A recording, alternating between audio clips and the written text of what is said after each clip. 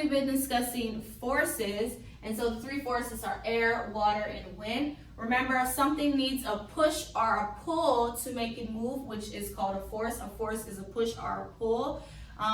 If it doesn't have a push or a pull, it won't move. So we talked about how these three forces use things like air. We can fill up balls with air so that we can use them. Water, like if we have a rubber duck or a sailboat, we could put it on water where it will move it. And then we talked about wind, like a pinwheel or a kite. They need wind in order for it to move. So let's go to page 35 and we'll talk about how sometimes all three of these forces can work together to make things move.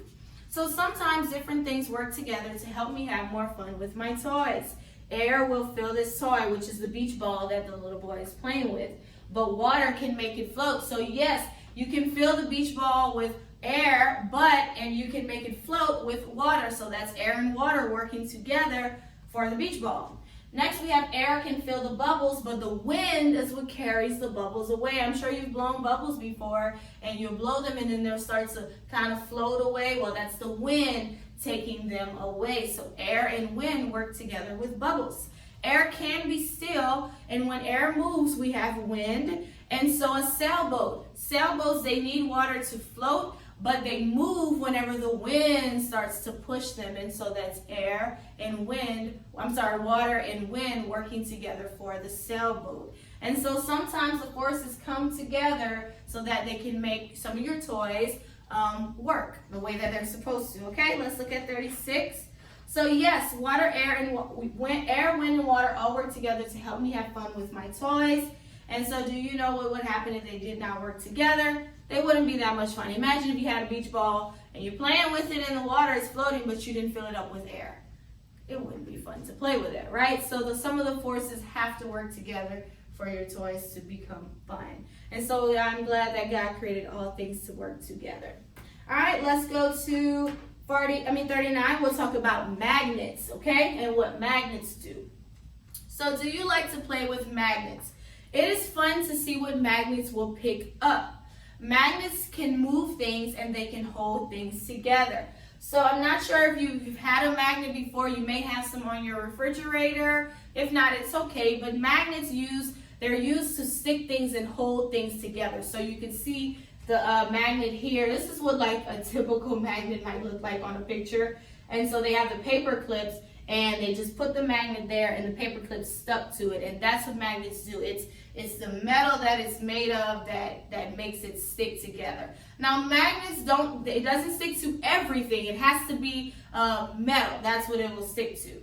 Okay? So magnets, if you look at the train cars, the magnets right here in the middle is what is making them stick together. And then this chessboard has magnets. All right, so I have some magnets here. And so usually whenever I do the phonics charts, that's whenever you see I'll have the phonics chart stuck to the board because of magnets. So these are the magnets here that I use to stick them. Now again, magnets don't stick to everything, so let's see if it will stick to my book. Okay, I'll try and see. Let me let it go. Yeah, it won't stick because this is paper as well. All right, what about the marker? It will not stick to the marker at all. Magnets won't stick. But of course, when I do it on the board, it'll stick to the board. And if you have magnets at home, you can kind of test around the house and just see what the magnet will stick to. So magnets have two poles. They have a north pole and a south pole, right? And so whenever you put the magnets together, opposite ends will stick. So say this is the north and this is the south. When I put them together, they will stick. You see that? I didn't even have to put it. If I let it go, it'll stick automatically. But if I put, say, a north and a north, so I'm going to flip this one. This is my north, and I'll flip this one to the north. Guess what happens when I try to put two sides together? It will not stick. I wish we were in class so that you could see it, because it actually pushes away. I'm trying to stick it, but it's pushing away, and that's what it does.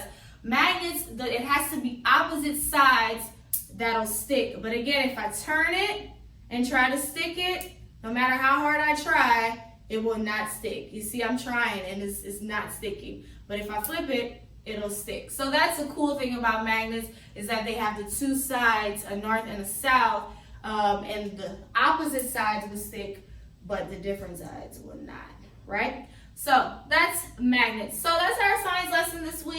again, find a magnet if you have one at home. Go and play around with it. And if you have two, try to make them, the opposites stick and stuff. It's a really fun activity. So forces, air, water, and wind, they sometimes work together for your toys. And then magnets, they make things stick. Magnets have two sides, north and the south.